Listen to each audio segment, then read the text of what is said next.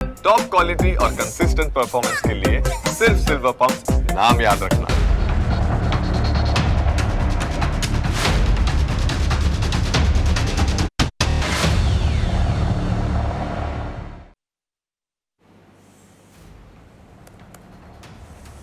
નમસ્કાર, હું જનક દવે.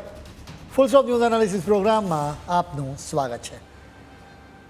તમને અસર કરતા સમાચારનું અમે સરળ ભાષામાં સચોટ રીતે કરીશું જણાવટ.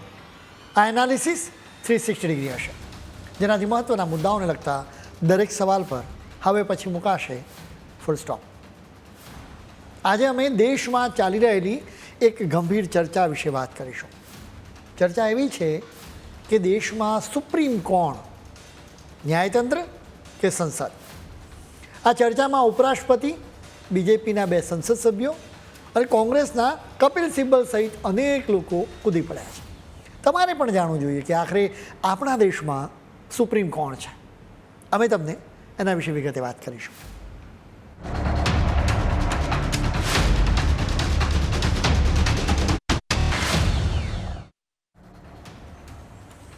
તમને સારી રીતે ખ્યાલ હશે કે ચીન અને ઉત્તર કોરિયામાં સરમુખ હત્યાશાહી છે. ચીનમાં જિનપિંગની સામે અવાજ ઉઠાવનાર ગાયબ થઈ જાય, પછી એ મંત્રી હોય કે બિઝનેસમેન. ઉત્તર કોરિયામાં પણ એવી જ સ્થિતિ છે. અહીં કિમ જોંગની હામાં હા મિલાવી પડે, નહીં તો મોતની સજા નક્કી. આપણા દેશમાં લોકશાહી છે, એટલે કે લોકોને બોલવાની આઝાદી છે. જનતાને લાગે કે સરકાર કંઈ ખોટું કરી રહી છે તો તેઓ અવાજ ઉઠાવી શકે છે. વળી અમે તો મીડિયા છીએ, એટલે અમને લાગે કે ક્યાંક સવાલ ઉઠાવવો જરૂરી છે, તો એના માટે અમને આઝાદી મળી છે. અમારી આ આઝાદીનું સન્માન થવું જરૂરી છે. અમે અમારી મર્યાદા નહીં ચૂકીએ, પરંતુ અમારા માટે રાષ્ટ્રહિત સર્વોપરી છે. એટલે જ અમે રાષ્ટ્રના હિતમાં સવાલો જરૂર ઉઠાવીશું. આજે અમારે ન્યાયતંત્રને લઈને ગંભીર વાત કરવી છે.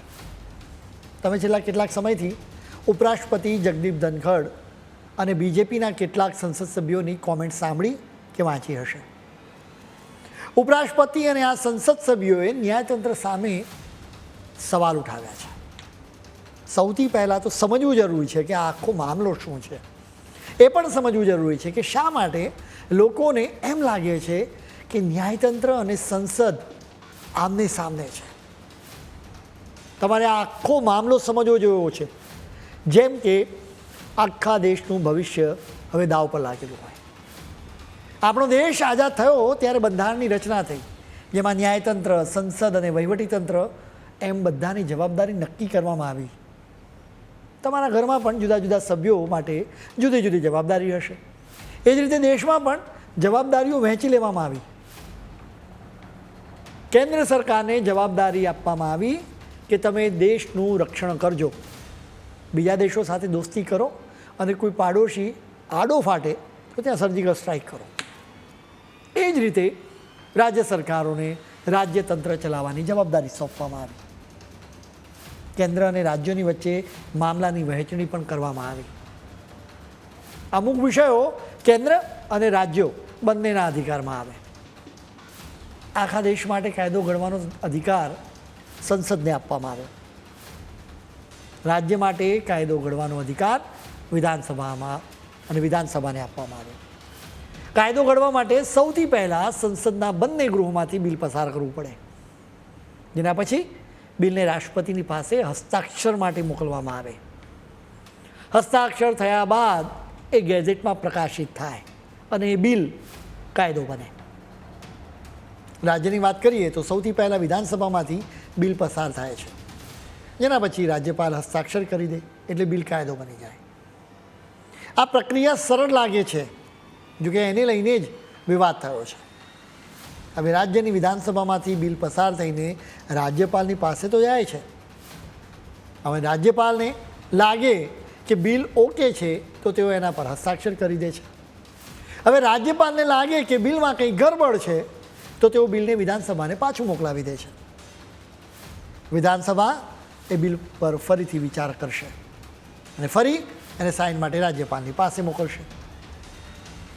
રાજ્યપાલને લાગે કે મારે આ બિલ પર વધારે વિચાર કરવાની જરૂર છે તો તેઓ એને હોલ્ડ પર રાખી શકે છે. આ ત્રણ સિવાય ચોથી પણ એક શક્યતા છે. રાજ્યપાલ બિલને રાષ્ટ્રપતિની પાસે પણ મોકલી શકે છે. હવે સવાલ થાય કે રાષ્ટ્રપતિની પાસે શા માટે બિલ મોકલાય?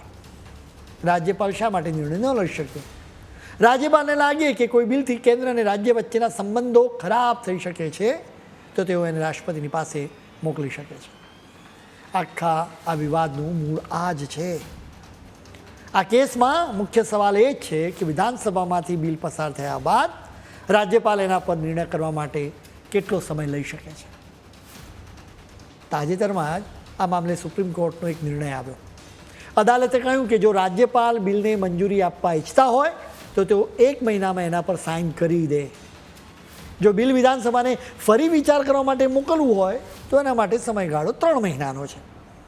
વળી વિધાનસભા એના પર વિચાર કરે છતાં એમાં કોઈ જાતનો ફેરફાર ન કરે, એ જ બિલ ફરી પાછું રાજ્યપાલને મોકલી દેવામાં આવે તો રાજ્યપાલે 1 મહિનામાં એના પર સાઇન કરી લેવાની. જો રાષ્ટ્રપતિની પાસે મોકલવું હોય તો 3 મહિનામાં જ મોકલી દેવાનું. સુપ્રીમ કોર્ટ અહીં જ અટકી નહોતી. સુપ્રીમ કોર્ટે રાષ્ટ્રપતિ માટે પણ ડેડલાઇન નક્કી કરી દીધી. અદાલતે રાષ્ટ્રપતિને કહ્યું કે જો કોઈ રાજ્યપાલ તમને બિલ મોકલાવે તો તમારે 3 મહિનામાં નિર્ણય લઈ લેવાનો. આટલેથી આ વાત પર ફૂલ સ્ટોપ નથી મુકાયું. અદાલતે એમ પણ કહ્યું છે કે જો રાષ્ટ્રપતિ 3 મહિનામાં નિર્ણય ન લઈ શકે તો તેમણે કારણ અચૂક બતાવવું પડશે. આખા વિવાદનું કારણ આ જ છે. સુપ્રીમ કોર્ટે રાષ્ટ્રપતિને આદેશ આપ્યો છે. સવાલ એ છે કે શું સુપ્રીમ કોર્ટ રાષ્ટ્રપતિને આદેશ આપી શકે? એટલે કે સુપ્રીમ કોર્ટ રાષ્ટ્રપતિથી પણ ઉપર છે. આ સાથે જ સંસદ અને રાષ્ટ્રપતિના અધિકારો પર ન્યાયતંત્ર તરાપ મારતું હોવાનો આરોપ મૂકવામાં આવ્યો. એવો પણ આરોપ મૂકવામાં આવ્યો કે કાયદાની વ્યાખ્યા કરવાના અધિકારનો દુરુપયોગ કરવામાં આવી રહ્યો છે. વાત કાયદાની છે તો બંધારણને પણ જોવું પડે. સૌથી પહેલાં તો જાણવું જરૂરી છે કે સુપ્રીમ કોર્ટે કયા કેસમાં રાષ્ટ્રપતિને આદેશ આપ્યો હતો. તમિલનાડુની વિધાનસભામાંથી જાન્યુઆરી 2020થી એપ્રિલ 2023 દરમિયાન 12 બિલ્સ પસાર થયા. મંજૂરી માટે આ બિલ્સ રાજ્યપાલ RN રવિની પાસે મોકલવામાં આવ્યા. આ બિલ્સ પર કોઈ કાર્યવાહી કરવામાં આવી નહોતી, એને દબાવીને રાખવામાં આવ્યા હતા. ઓક્ટોબર 2023માં તમિલનાડુ સરકારે સુપ્રીમ કોર્ટમાં એક અરજી કરી, જેના પછી રાજ્યપાલે 10 બિલ્સ સાઇન કર્યા વિના પાછા મોકલાવી દીધા. એ બે જે બિલ્સ બચ્યા હતા એના પર વિચાર કરવા માટે રાષ્ટ્રપતિની પાસે મોકલી દેવામાં આવ્યા.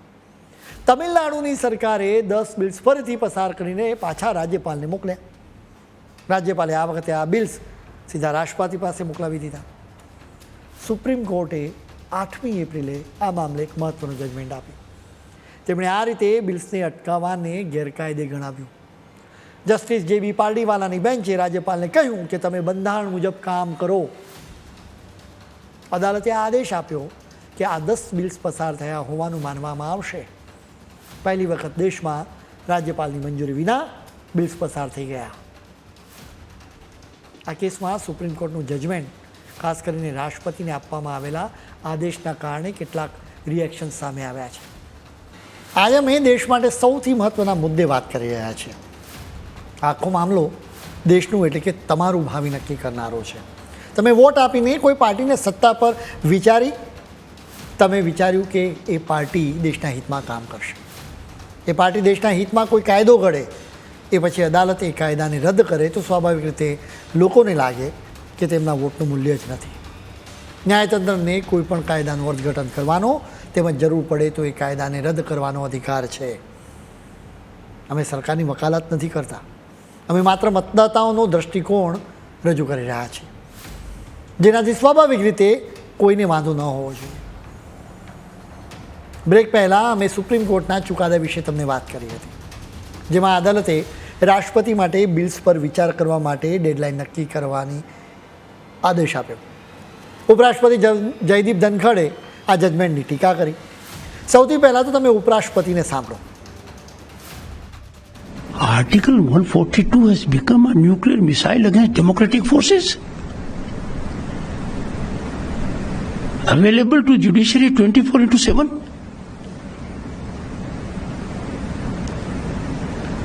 boys and girls, why I am talking to you. You are the future. You are the stakeholders. I am not addressing only you. I am addressing the entire youth of the country. In IITs, in IIMs, Institute of Excellence, colleges, universities, schools. We have to believe in the nation. We have to believe in the power of we the people. And the power is reflected only through representatives. We have lost track. ઉપરાષ્ટ્રપતિ જયદીપ ધનખડે કહ્યું કે કલમ 142 લોકતાંત્રિક તાકાતોની વિરુદ્ધ nuclear missiles બની છે. Nuclear મિસાઇલ્સની વાત આવે એટલે આપણી આંખો સમક્ષ વિનાશના દ્રશ્યો જ આવે. એટલે જ ઉપરાષ્ટ્રપતિએ શા માટે આ કલમનો ખાસ ઉલ્લેખ કર્યો છે એ પણ તમારે સમજવા જેવું છે. બંધારણની કલમ 142 સુપ્રીમ કોર્ટને સંપૂર્ણ ન્યાય કરવાનો અધિકાર આપે છે, જેથી કાયદાની જોગવાઈ પૂરતી ન હોય કે અસ્પષ્ટ હોય તો ન્યાયની ખાતરી કરી શકાય. જેનો અર્થ એ થયો કે આ કલમ સુપ્રીમ કોર્ટને કોઈ પણ આદેશ કે ચુકાદો આપવાનો અધિકાર આપે છે. આ કેસમાં સુપ્રીમ કોર્ટને માત્ર લાગવું જોઈએ કે સંપૂર્ણ ન્યાય માટે એ જરૂરી છે. હવે ઉપરાષ્ટ્રપતિએ આ જ કલમ વિશે કોમેન્ટ કરી. તેમણે કહ્યું કે બંધારણની કલમ 142નો અર્થ એ નથી કે અદાલત રાષ્ટ્રપતિને પણ આદેશ આપી શકે. રાષ્ટ્રપતિ બંધારણનું રક્ષણ કરવાના શપથ લેતા હોય છે. હવે એ જ બંધારણ હેઠળ રચાયેલું ન્યાયતંત્ર રાષ્ટ્રપતિને આદેશ આપે છે. ઉપરાષ્ટ્રપતિ અને બીજેપીના 2 સંસદ સભ્યોએ મુદ્દો ઉઠાવ્યો છે કે ન્યાયતંત્ર સંસદના અધિકારો પર અતિક્રમણ કરી રહ્યું છે. તમે બીજેપીના સંસદ સભ્ય નિશિકાંત दुबे સાંભળો.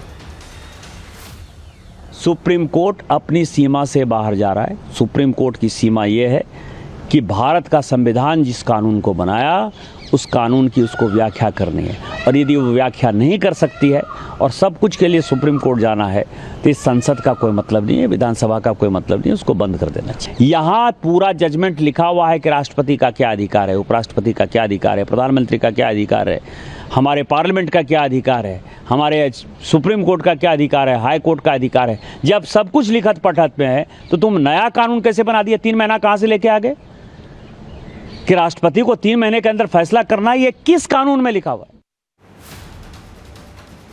નિશિકાંત દુબે સુપ્રીમ કોર્ટના ચુકાદાને લઈને સવાલ ઉઠાવ્યો છે. નિશિકાંત દુબે સિવાય બીજેપીના બીજા સંસદ સભ્ય દિનેશ શર્માએ પણ રિએક્શન આપ્યું. તેમણે કહ્યું કે ડૉક્ટર BR આંબેડકરે બંધારણ લખ્યું હતું ત્યારે સંસદ, વિધાનસભા અને ન્યાયતંત્રના અધિકારોને સ્પષ્ટ રીતે લખવામાં આવ્યા હતા. તેમણે એમ પણ કહ્યું કે લોકસભા અને રાજ્યસભાને કોઈ આદેશ આપી ન શકે, રાષ્ટ્રપતિને કોઈ પડકારી જ ન શકે, કેમ કે રાષ્ટ્રપતિ સર્વોપરી છે.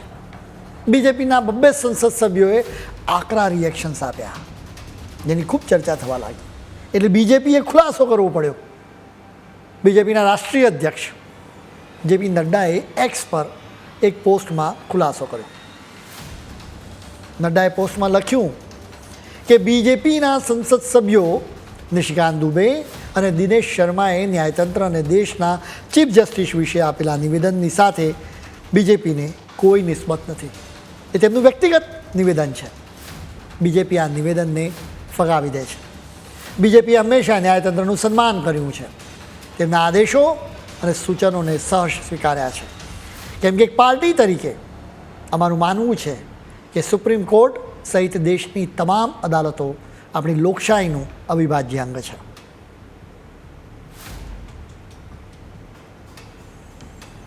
બીજેપીએ ખુલાસો કરી દીધો. જોકે ઇન્ડિયા ગઠબંધનના નેતાઓ અને દેશભરમાંથી અમુક વકીલો ઉપરાષ્ટ્રપતિ તેમજ નિશિકાંત દુબે અને દિનેશ શર્માની ટીકા કરી રહ્યા છે.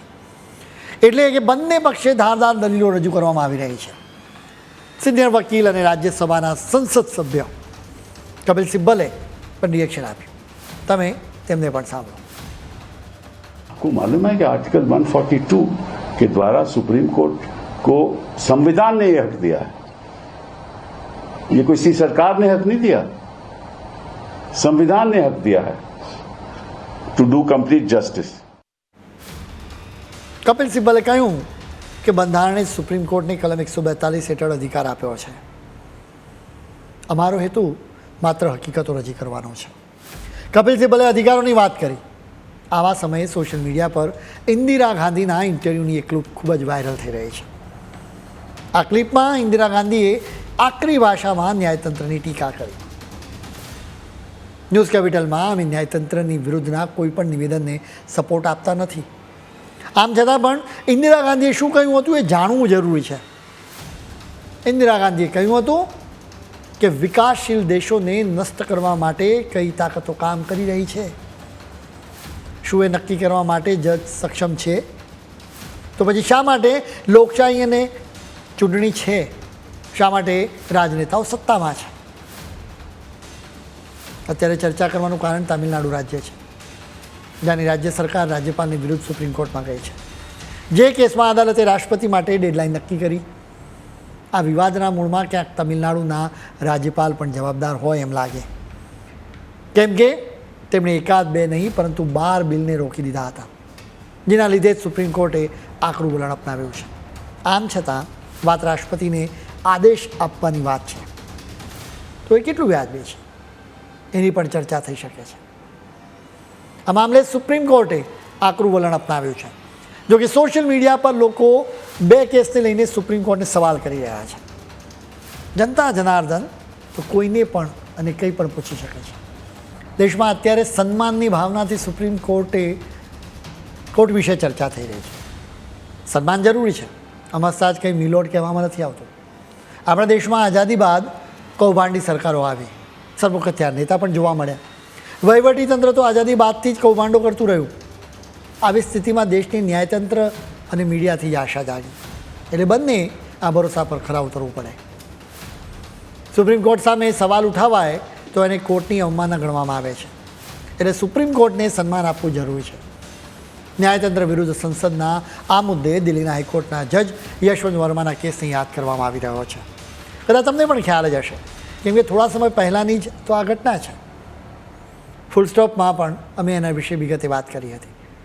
વાત એમ જાણે છે કે 14મી માર્ચે જસ્ટિસ વર્માના સત્તાવાર નિવાસસ્થાનના પરિસરમાં રહેલા સ્ટોરરૂમમાં આગ લાગી ત્યારે ફાયર ડિપાર્ટમેન્ટને મોટા પ્રમાણમાં ત્યાંથી કેશ મળી આવી.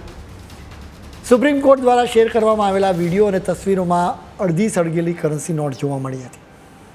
જો કે દિલ્હી હાઈકોર્ટના ચીફ જસ્ટિસ ડી.કે. ઉપાધ્યાયે તેમના રિપોર્ટમાં ક્યાંય પણ અડધી સળગેલી કરન્સી નોટ્સનો ઉલ્લેખ કર્યો નથી. આ કેસમાં શું એક્શન લેવામાં આવી છે એ જાણવું જરૂરી છે. આ કેસમાં અદાલતે 3 જજની પેનલ બનાવી. આ પેનલ તપાસ કરી રહી છે. આ કેસમાં ન્યાયતંત્ર પોતાની રીતે તપાસ ન કરીને સીબીઆઈ કે પોલીસ પાસેથી તપાસ કરાવી શકી હોત. યશવંત વર્માને સજા સ્વરૂપે અલ્હાબાદ હાઈકોર્ટમાં ટ્રાન્સફર કરવામાં આવ્યા. હજુ સુધી તેમના પર એફઆઈઆર કરવામાં આવી નથી. હવે બીજા એક કેસ વિશે પણ વાત કરીશું. સુપ્રીમ કોર્ટમાં વકફ સુધારા કાયદાને પડકારતી અરજીઓ પર સુનાવણી ચાલી રહી છે. સુપ્રીમ કોર્ટને કાયદાનું અર્થઘટન કરવાનો તેમજ જરૂર પડે તો કાયદાને રદ કરવાનો પણ અધિકાર છે. જોકે વકફનો મામલો જરા અટપટો છે.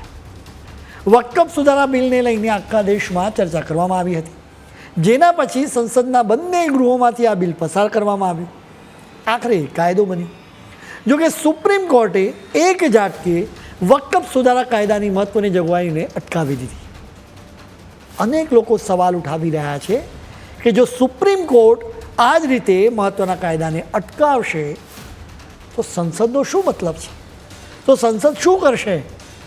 આ જ સવાલ ઇન્દિરા ગાંધીએ પણ ઉઠાવ્યો હતો. સુપ્રીમ કોર્ટે વકફ બાય યુઝરની સામે પણ વાંધો ઉઠાવ્યો છે. વકફ બાય યુઝરનો કન્સેપ્ટ પહેલાં તો સમજવા જેવો છે. માની લો કે મુસલમાનો લાંબા સમયથી કોઈ પ્રોપર્ટીનો ધાર્મિક કે ચેરિટી માટે એટલે કે દાન ધર્મદા માટે ઉપયોગ કરતા હોય તો એને વકફ કહેવાય. પછી ભલે ને એના કોઈ પણ જાતના દસ્તાવેજો તેમની પાસે ના હોય. ટૂંકમાં વકફ બાય યુઝર એટલે કે વકફ બોર્ડની પાસે રહેલી એવી મિલકત કે જેના તેમની પાસે કોઈ જાતના દસ્તાવેજો નથી. જોકે આ નવા કાયદામાં એક અપવાદનો ઉમેરો કરવામાં આવ્યો. નવા કાયદા મુજબ વકફ બાય યુઝરની જોગવાઈ વિવાદાસ્પદ મિલકત કે સરકારી જમીનને લાગુ નહીં થાય. વકફ બાય યુઝરના કન્સેપ્ટને સારી રીતે સમજવા માટે અમે એક તમને ઉદાહરણ આપીશું. હવે માની લો કે તમે કોઈ કંપની ચલાવો છો અને ત્યાં કેટલાક મુસ્લિમ કર્મચારીઓ હોય. આ મુસ્લિમ કર્મચારીઓને તમે કંપનીના યુનિટમાં નમાઝ અદા કરવાની છૂટ આપી હોય. એ પછી ઓચિંતા તમારી કંપનીના યુનિટમાં વકફના લોકો આવે, તેઓ દાવો કરે કે આ યુનિટમાં લાંબા સમયથી નમાઝ પઢવામાં આવે છે, એટલા માટે એ હવે વકફની પ્રોપર્ટી છે. વકફ બાય યુઝરની આવી જોગવાઈથી અનેક મિલકતો પચાવી પાડવામાં આવી છે. સુપ્રીમ કોર્ટે આવી ખતરનાક જોગવાઈને બચાવવાનો સંકેત આપ્યો છે. અમે તમને કંપનીના યુનિટનો કિસ્સો કહ્યો, એને તમે કાલ્પનિક ન ગણતા કે પછી તમને ડરાવવાના ઈરાદાથી પણ અમે એ કિસ્સો કહ્યો નથી. અલ્હાબાદ હાઈકોર્ટમાં જ એમ બન્યું. આ હાઈકોર્ટમાં કેટલાક મુસ્લિમ વકીલ નમાઝ અદા કરતા હતા. ધીરે ધીરે એ જગ્યાએ મસ્જિદ બનાવવામાં આવી. પહેલાં એ મસ્જિદ પ્રાઇવેટ હતી, બાદમાં એને પબ્લિક કરી દેવામાં આવી. એ જગ્યા ખાલી કરવા માટે કહેવામાં આવ્યું તો મસ્જિદ વકફના નામે કરાવી દીધી. આ રીતે હાઈકોર્ટની જમીન પર પણ વકફ બોર્ડે કબજો કરી લીધો. ન્યાયતંત્ર વિરુદ્ધ સંસદની લડાઈની વાત છે તો કોલેજિયમને લઈને પણ વિવાદ થયો હતો. કોલેજિયમ એ હાઈકોર્ટ અને સુપ્રીમ કોર્ટના જજોની નિમણૂક કરવા માટેની એક વ્યવસ્થા છે. 2014માં એનડીએ સરકારે national judicial appointment commission act પસાર કરાવ્યો. આ કાયદા મુજબ જજોની નિમણૂક કરનારા કમિશનમાં chief justice of India, supreme કોર્ટના સૌથી સિનિયર 2 જજ, કેન્દ્રીય કાયદા મંત્રીને સામેલ કરવાની જોગવાઈ હતી. ઉપરાંત chief justice of India, PM અને વિરોધ પક્ષના નેતા દ્વારા પસંદ કરવામાં આવેલી 2 જાણીતી હસ્તીઓને સામેલ કરવાની પણ જોગવાઈ હતી. 2015માં સુપ્રીમ કોર્ટે આ કાયદાને રદ કર્યો હતો, જે સાથે ફરી કોલેજિયમ સિસ્ટમ અમલમાં આવી. કોલેજિયમ સિસ્ટમ જજોની નિમણૂક અને ટ્રાન્સફર વિશે નિર્ણય કરે છે, જેના વડા ચીફ જસ્ટિસ હોય છે. કોલેજિયમ સિસ્ટમમાં સુપ્રીમ કોર્ટના 4 સિનિયર જજ પણ હોય છે. 1981ના SP Gupta versus union of ઇન્ડિયાના કેસમાં સુપ્રીમ કોર્ટે સ્વીકાર્યું હતું કે જજોની નિમણૂક અને ટ્રાન્સફર માટે રાષ્ટ્રપતિ ન્યાયતંત્રની સાથે ચર્ચા કરી શકે છે, જોકે ચીફ જસ્ટિસ ઓફ ઇન્ડિયાની સાથે સહમતિ જરૂરી નથી. જોકે 1993માં સુપ્રીમ કોર્ટે કોલેજિયમ બનાવી દીધું હતું, જેમાં ચીફ જસ્ટિસ ઓફ ઇન્ડિયા અને 2 સિનિયર જજને રાખવામાં આવ્યા હતા. 1998માં અદાલતે 2 સિનિયર જજના બદલે 4 સિનિયર જજને સામેલ કરવાનો નિર્ણય કર્યો. ન્યાયતંત્રની સામે સવાલો ઉઠાવવાનો અમારો કોઈ જ ઈરાદો નથી. જોકે લોકશાહીના તમામ સ્તંભની કામ કરવાની પદ્ધતિને લઈને તંદુરસ્ત સ્પર્ધા અને ચર્ચા થાય એ જરૂરી છે. એ લોકશાહીના હિતમાં પણ છે, તમારા પણ હિતમાં છે. ખેર, આજના ફૂટસ્ટોપમાં આજે આટલું જ. નવા મુદ્દાઓ સાથે કાલે ફરી મળીશું. ત્યાં સુધી મને રજા આપશો. નમસ્કાર.